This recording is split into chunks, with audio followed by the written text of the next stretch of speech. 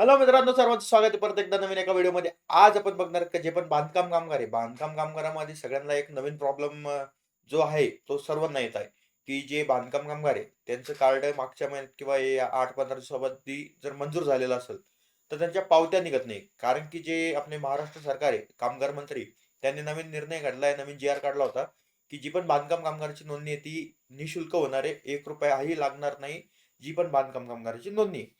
तर त्यामुळे काय झालंय, जी पण बांधकाम कामगाराची नोंदणी आहे, जी-आर आल्यानंतर जी ₹1 ची पेमेंट लिंक असते, ती पेमेंट लिंक बंद झालेली. तर ती पेमेंट लिंक वापस येईल, नाही येईल ते मी तुम्हाला या व्हिडिओमध्ये सांगणार आहे. जर तुम्हाला हा व्हिडिओ जर तुम्हाला आवडला, तर लाईक, शेअर, सबस्क्राईब करायला विसरू नका आणि बेल आयकॉनला ऑल करा. कारण अशीच नवीन-नवीन माहितीची व्हिडिओ मी तुमच्यासाठी घेऊन येत राहील.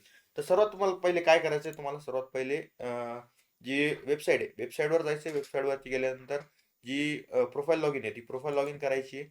इथं तुम्हाला ओ-टी-पी सेंड केल्यानंतर तिथं ओ-टी-पी टाकून घ्यायचा आहे. मी ओ-टी-पी टाकून घेतो. तुम्हाला ओ-टी-पी टाकून घ्यायचा आहे. ओ-टी-पी टाकून घेतल्यानंतर तुम्हाला सर्वात खाली यायचंय पेमेंट डिटेल्स. पेमेंट डिटेल्समध्ये तुम्हाला दिसेल, की आता कोणतीही प्रकारची लिंक इथं येत नाहीये. कोणत्याही प्रकारचं पेमेंट करा म्हणून काही दाखवत नाहीये.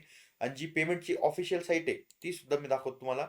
जी रिन्युअलचं पेमेंट आहे, ती त्या साईटवरती सुद्धा तुम्हाला फक्त आधार नंबर टाकायचा ऑप्शन येईल आणि जे मोबाईल नंबर आहे ते टाकायचं ऑप्शन येईल, पण तिथं प्रोसीडचं ऑप्शन येणार नाही.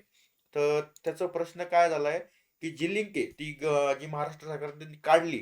पण ते जे ज्यांची कार्ड ॲक्टिव्ह होते, इनॅक्टिव्ह होते, रिन्युअल झालं होतं, त्यांचं पेमेंट नव्हतं झालेलं, त्यांचे जे प्रॉब्लेम आहे, त्यांनी काय केलंय, की जे 8 ते 15 दिवसामध्ये त्यांनी सांगितलंय, की ज्यांचे पण कार्ड पेंडिंग असतील किंवा इनॅक्टिव्ह असतील आणि मंजूर झालेले असतील, तर तुम्हाला कमीत कमी 8 ते 15 दिवसामध्ये ऑटोमॅटिकली जे कार्ड आहे, ते ॲक्टिव्ह किंवा जे इनॅक्टिव्ह असतील ते ॲक्टिव्ह होऊन जातील आणि त्यांचं जे एन-ए वगैरे येत असतील ते ऑटोमॅटिकली ॲक्टिव्ह होऊन जातील.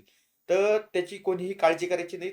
ज्यांचे पण कार्डामध्ये असा प्रॉब्लेम आलेला असेल, ज्याचं पेमेंट झालेलं नसेल, तर ते 8 ते 15 दिवसामध्ये चालू होऊन जातील. धन्यवाद. एवढंच होतं या व्हिडिओमध्ये. जर तुम्हाला हा व्हिडिओ आवडला असेल, तर या चॅनलला लाईक, शेअर, सबस्क्राईब करायला विसरू नका आणि अशीच नवीन-नवीन माहितीची व्हिडिओ मी तुमच्यासाठी घेऊन येत राहील आणि 1 ते 2 दिवसामध्ये शक्यतो आहे, की जी भांड्याची साईट आहे त्याची नवीन अपडेट येऊ शकते. तर जर कोणाला जर त्याची अपडेट पाहिजे असेल, तर या चॅनलला सबस्क्राईब करा. चला भेटूयात नवीन व्हिडिओमध्ये. Bye bye. जय हिंद, जय महाराष्ट्र.